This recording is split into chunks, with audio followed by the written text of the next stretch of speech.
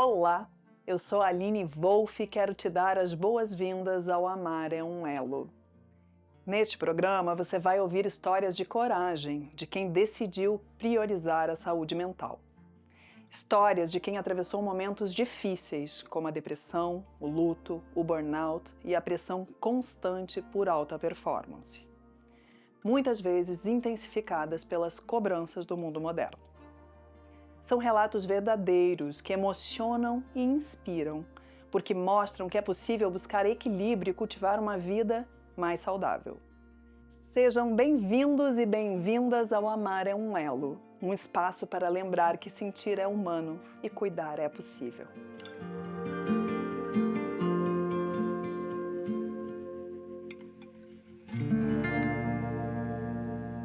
Todo mundo vem ao mundo, né, numa teia de relações, certo? Sim. E a gente começa a se entender por essas relações, que começa com os nossos pais e depois vai indo para os nossos outros relacionamentos. Sim. E eu acho muito corajoso isso, né? Esse movimento de, enfim, peraí, mas quem eu sou e o que eu quero? Uhum. Não é trivial isso, não é simples fazer esse movimento de se buscar. E isso exige, sem dúvida, muita força e muita coragem. Eu achava que eu lidava bem com a vulnerabilidade e que eu estava sempre super aberta. Mas a verdade é que as pessoas ao meu redor têm uma percepção de que eu sou muito forte e que eu não preciso. Sempre foi. Desde criança. Então, eu percebi muito recentemente em terapia que faz pouco tempo na minha vida, eu tenho 33 anos, que eu me permiti ter espaço para o acolhimento da tristeza. Porque eu sempre fui a criança da raiva, né? A raiva e da reação, do confronto. Por proteção ali, eu sempre fui muito reativa. Mas a tristeza que você sente sentir com o corpo e tá completamente ali exposta de eu me importo, isso não foi uma coisa que eu aprendi crescendo. E também é muito raro, geralmente esses momentos eu estou sozinha. Então eu converso sobre tudo que eu passo depois que eu passei. Quando eu entendi isso, que mesmo eu entrei em quadra milhões de vezes chorando, e me conectar com essa minha dor, mesmo entrando em quadra, às vezes dando o primeiro passo para dentro de quadra, eu entendi que aquilo ia de alguma forma também me fortalecer, sabe? E eu fui encontrando a minha forma de lidar com isso jogando, e foi muito melhor para mim desse jeito, em vez de botar para debaixo de um lugar, foi falar, essa dor existe, ela faz parte de mim, ela é quem eu sou agora também, e eu não tenho como fugir.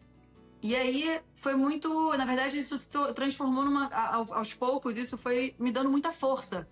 Muitas vezes a gente pensa, eu não posso me sentir mal, eu não posso me sentir triste, eu não posso sentir raiva.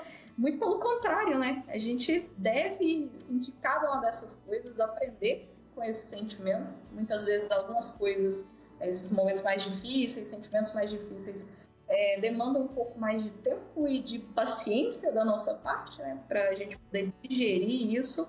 Mas esse processo ele é muito importante para nosso autoconhecimento, né? E com ele a gente acaba se tornando mais gentil com nós mesmos, as pessoas que convivem conosco, e a gente aprende a ter relações de fato que são mais saudáveis, né? Então tem situações que você não tem tanta intimidade, ou ambientes um pouco mais sérios, onde a outra pessoa não tem a dimensão, não tem consciência do quanto isso é importante, né? Ainda é um tabu falar de sentimentos, ainda é um tabu falar que você não tá bem num ambiente de trabalho,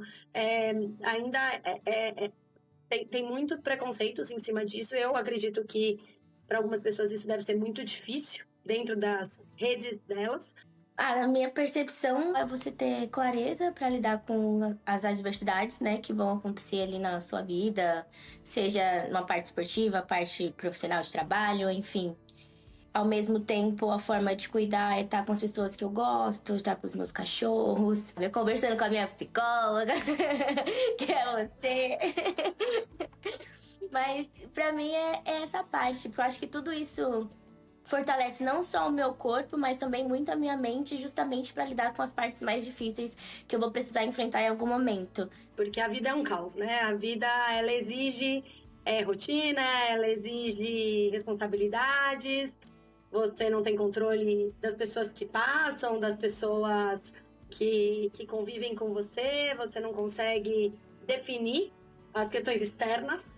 Então, você conseguir encontrar um equilíbrio interno para viver nesse meio do caos, eu acho que é o segredo da saúde mental.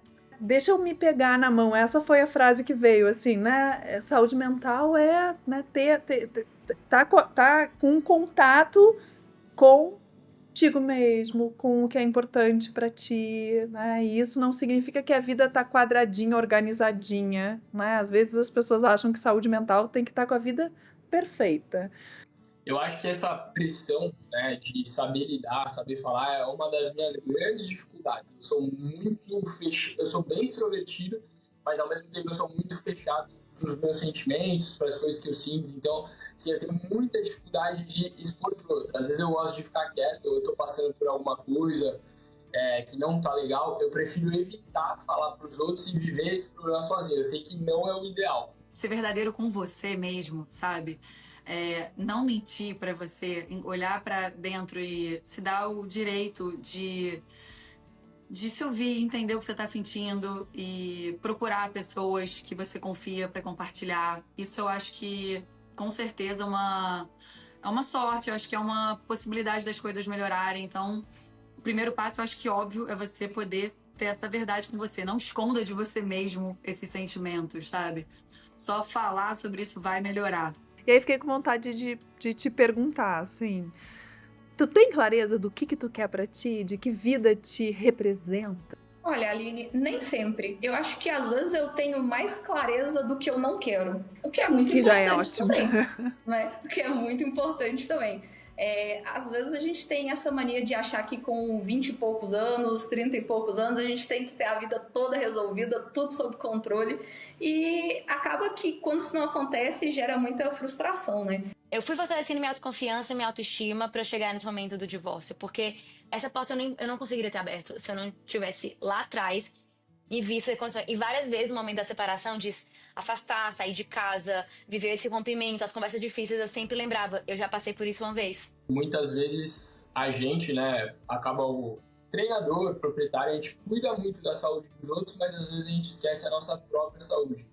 A gente acaba pegando as dores dos outros, os problemas dos outros, e quando a gente vai ver, a gente se esqueceu um pouco. Então eu acho que a mente, assim, ela é fundamental, né? Não só a mente, é óbvio, a parte física ela tem que estar bem, né? Mas não adianta nada, às vezes, você acordar às 5 da manhã, tá bem, correr, fazer seu exercício, e sua cabeça tá totalmente bagunçada com problemas. A maior pressão, assim, que eu tenho hoje de influência é sobre ter que dar resultado para os outros a todo momento. Então eu sempre tô a mil, assim, essa pressão de nunca estar com a sensação de, putz, agora eu posso dar uma respirada. Tá sentindo tudo sou eu, sabe? Eu que tenho que lidar com a minha dor, eu que tenho que lidar com o meu cansaço, eu que tenho que lidar com a minha cabeça.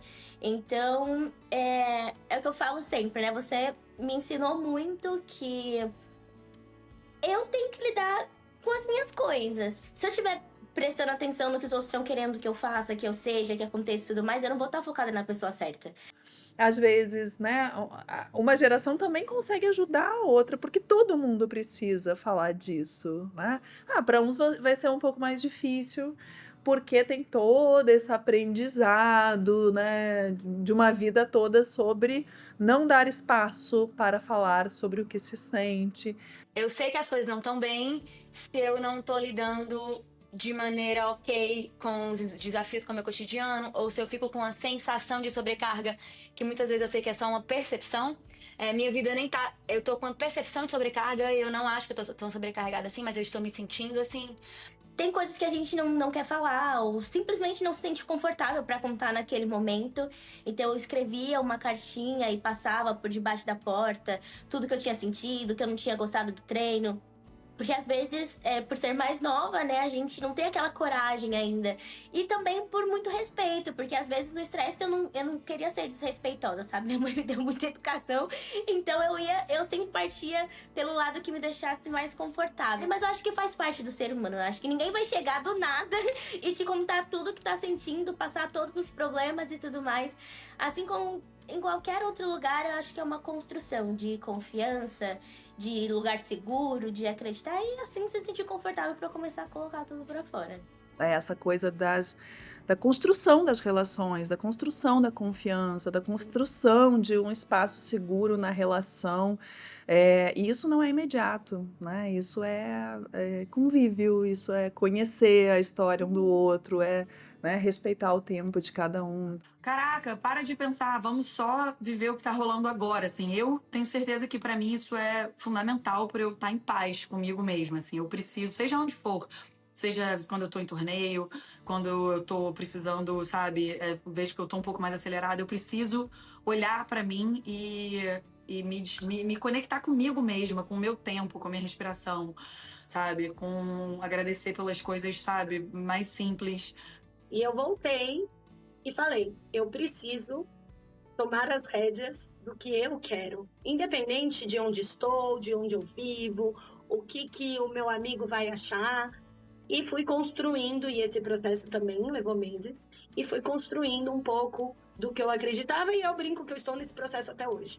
Olhar, acordar, poxa, mas aquela pessoa já tá ali naquele estágio e eu tô aqui. Pô, mas calma, ele tem uma rotina totalmente diferente. A gente tem que entender, né? Cada ser humano é único. Isso já começa daí. Na rede social, você escolhe o que você vai ou não compartilhar, né? E aí isso, eu acho que para quem recebe, às vezes causa uma falsa sensação de que aquela é a realidade 100%, né, da vida daquela pessoa. E aí acaba criando também esse negócio de expectativas, porque tal pessoa tem tal idade, já conquistou isso e aquilo, e eu não, e aí acaba criando mais expectativas e com isso vem também mais frustrações. E claro que quando a gente pega tecnologia, inteligência artificial, toda a parte digital, que ela exponencializou a velocidade das informações, nenhuma cabeça aguenta, né?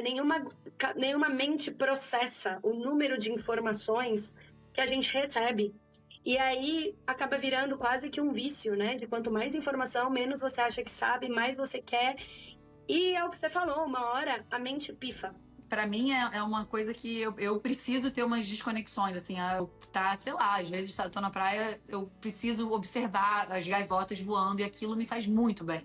Aquilo ali parece uma coisa boba e ridícula, mas é muito maravilhoso eu parar aquele tempo e realmente ficar ali olhando e boiando na água, boiando e sentindo a água. Então a natureza é uma forma, pra mim, de eu me reorganizar e parar esse tempo louco que a gente vive, né? Ao mesmo tempo que a internet é muito boa, ela também pode ser muito complicada.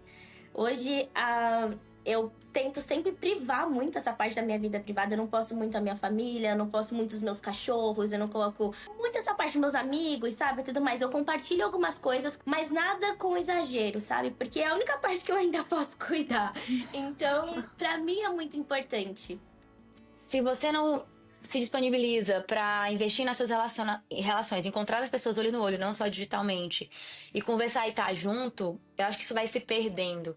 E aí a solidão, a falta de estar em comunidade, umas com outras pessoas, de sentir pele, corpo mesmo, essa coisa do riso. Então, acho que as relações foram e são um fator principal, assim.